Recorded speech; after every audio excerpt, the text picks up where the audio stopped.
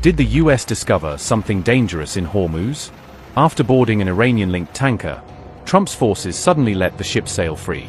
Iran's pressure tactics in Hormuz may be forcing Washington into a cautious retreat after the tanker search ended without seizure. The US intercepted an Iranian-linked tanker, but the vessel sailed free as millions of oil barrels crossed Hormuz.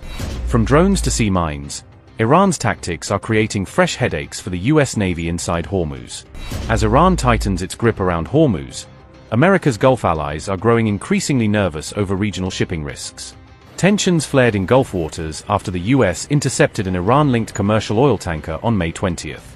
US Central Command said American troops boarded Iran's MT Celestial Sea inside the Gulf of Oman. Washington suspected the vessel violated an American blockade tied to the ongoing Iran conflict. US forces searched the tanker before ordering the crew to change the ship's course. After the inspection, the vessel was released and allowed to continue toward an Iranian port. American officials still have not explained what triggered the interception or where the cargo was seized. The incident highlights growing fears over commercial shipping safety across the increasingly volatile Gulf region. Meanwhile, supertankers slowly resumed movement through the Strait of Hormuz after weeks of severe disruption. Shipping data showed 3 tankers crossed the strait carrying nearly 6 million barrels of crude oil. The vessels had remained stranded inside Gulf waters for more than 2 months during the conflict. Another tanker was seen entering the strategic waterway as regional shipping activity gradually increased. The US-Israeli war on Iran sharply reduced commercial traffic through the Strait of Hormuz in recent months. Nearly 1/5 of the world's oil and energy supplies normally passes through the critical corridor. A South Korean supertanker exited the strait carrying 2 million barrels of Kuwaiti crude oil, Reuters reported. Chinese-linked tankers Yuan Guiyang and Ocean Lily also departed carrying Iraqi and Qatari oil shipments. Shipping activity through Hormuz remains below normal levels despite signs of a gradual recovery.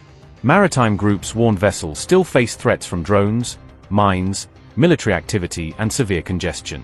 Tankers resumed passing through Hormuz as Iran introduced a new supervisory zone across the strategic strait. Iran's Persian Gulf Strait Authority said it had defined a management zone covering key parts of Hormuz. The zone stretches from Mount Mubarak and southern Fujairah to Keshem Island and Amal Quain. Iranian authorities said vessel movement inside the designated zone would now require official coordination. Fresh US intelligence assessments have revealed that American forces identified at least 10 naval mines in the Strait of Hormuz. US officials say the mines were detected amid soaring tensions between Washington and Iran in the Gulf region.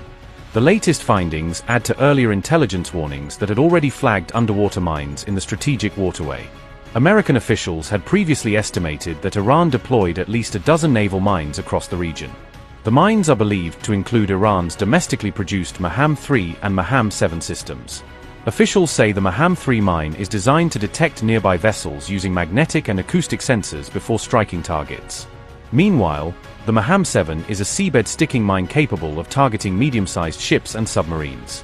However, US officials have not confirmed which specific mine types were identified in the latest assessment.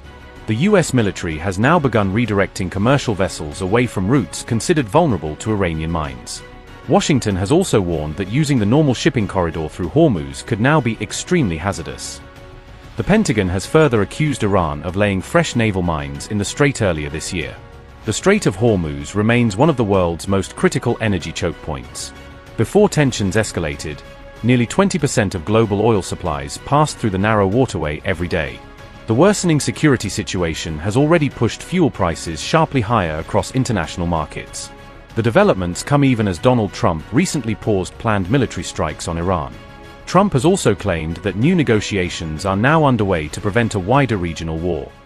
And now we're blowing it away. We're blowing everything away, and we're going to end that war very quickly. They want to make a deal so badly. They're tired of this. Should have happened for 47 years. Somebody should have done something about it, and it's going to happen, and it's going to happen fast, and you're going to see oil prices plummet. They're going to come down. There's so much oil out there. They're going to come plummeting down. But even with that, the stock market's at an all-time high. Jobless claims recently hit the lowest level since 1969, the best numbers since 1969, and more Americans are working today than at any time in the history of our country. Think of that. And we have a war. We have something happening that we just hit.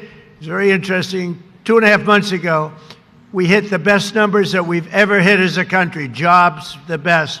Everything was the best. Stock market, the highest. And I called my people in. I called them in. I said, congratulations, everybody, but we're going to have to make a little journey down to a place called Iran. We have to stop them. They have nuclear on their mind, and we're not going to let them have a nuclear weapon. And we've done a hell of a job, and I think we're going to be finished with that very quickly, and they won't have a nuclear weapon, and hopefully we're going to get it done in a very nice manner. Factory construction, as you heard today, also is up. Housing starts are up, and consumer spending is up. All things, we have an economy. People aren't seeing it yet. When we inherited, when we started, we had the highest inflation in the history of our country. And we actually had, just before the war, before the energy forced other things up, but up or down, we had the best numbers. We had inflation was at 1.6% for the last 3 months just prior to the war. And now you're going to see numbers like that again. You saw that with Venezuela. You see it now with Iran. We wiped out their Navy. The Navy is gone. The Air Force is gone. Their anti-aircraft is gone. All of their material that they use for warfare is gone. Just about everything is gone. I don't want to say their leaders are gone because it's not very nice, but that happens to be true. And they're not going to have a nuclear weapon. They cannot have a nuclear weapon. We won't be able to put up with that, and we're not going to put up with it. And just to say one final thing, in the history of the world, there's never been anything like happened over the last short period of time.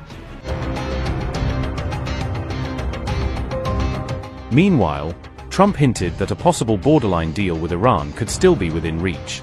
If I can save war by waiting a couple of days, or I can save people being killed by waiting a couple of days, I think it's a great thing to do.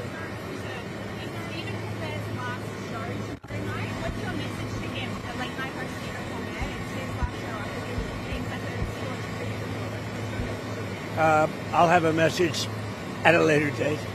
Okay. Sir, on Iran, did the U.S. offer Iran oil sanctions relief during these talks, as Iranian TV has reported? No, I haven't heard that. No. I'm not doing any relief until they sign an agreement. When they sign an agreement, we can get that place built up again and have something that's really a good country for the people. But no, we haven't offered.